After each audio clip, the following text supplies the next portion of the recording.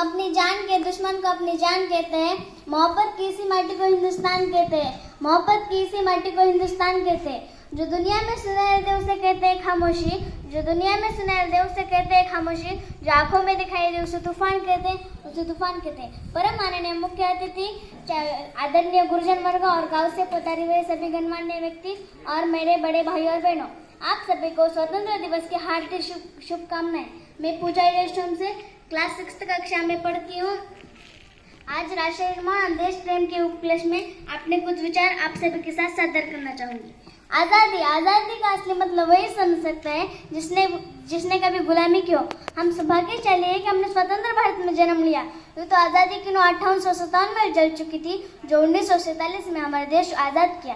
प्राचीन, मध्यकालीन और वर्तमान भारत के उदाहरणों से मैं स्पष्ट करना चाहूंगी कि जब हम तिरंगियों के घेरे में फंस गए थे, तब रंगदे बसंती चोला की एक आवाज से टोले के टोले उड़ाते थे और इंकलाब जिंदाबाद और वंदे मातरम के नारों से खून में आ जाने वाला 5 पाक डिग्री का तूफान अंग्रेजी शासन की जड़ी गिरा देता था।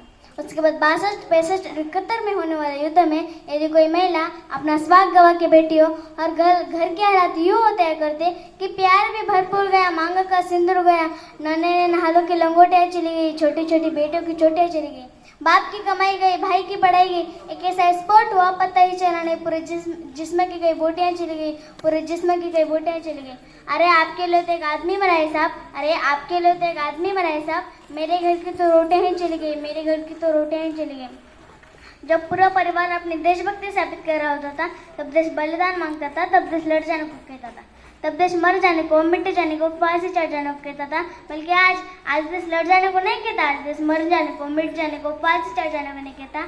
बल्कि मेरे विचारों में यदि कोई आदमी अपना काम पूरी मेहनत, पूरी लगन, पूरी ईमानदारी से करे तो वही सच्चा देशभक्ति। मैं नहीं मानती कि फेसबुक, व्हाट्सएप, इंस्टाग्राम के डीपी को 3 रंग में रंगना ही देशभक्ति है। यदि आप कहेंगे वर्ष में 2 बार तिरंगा हाथ मिलाना देशभक्ति है, तो मैं पूछना चाहूंगी, फुटपाथ पर रहने वाला बच्चा ट्रैफिक की छांव में नंगे पांव में जब तिरंगा बेच रहे होते हैं, तब क्या आप उसकी देशभक्ति कहेंगे? नहीं है उसकी देशभक्ति, नहीं है उसके पेट के भूख की शक्ति है जो उसे ऐसे करने पर मजबूर कर रही है। क्योंकि ना वो मस्जिद को जानता है, ना वो शोले को जानता है। क्योंकि ना वो मस्जिद को जानता है, ना वो शोले को जानता है। वो केवल पेट के भूखे, सब केवल भोजन गिने वालों को जानते हैं। वो केवल भोजन गिने वालों को जानते हैं। अपने परिवार, अपने समाज, अपने देश, राष्ट्रीय प्रति समर्पण का भाव है हमारी सच्ची देशभक्ति। हर देशदेवी के जीवन में आने वाला तूफान है हमारी सच्ची देशभक्ति। बल्कि हर देशदेवी समझ सके कि अगर तू परिंदा है तो आसमान दे रहा है, अगर तू दरिंदा है तो शमशान दे रहा है।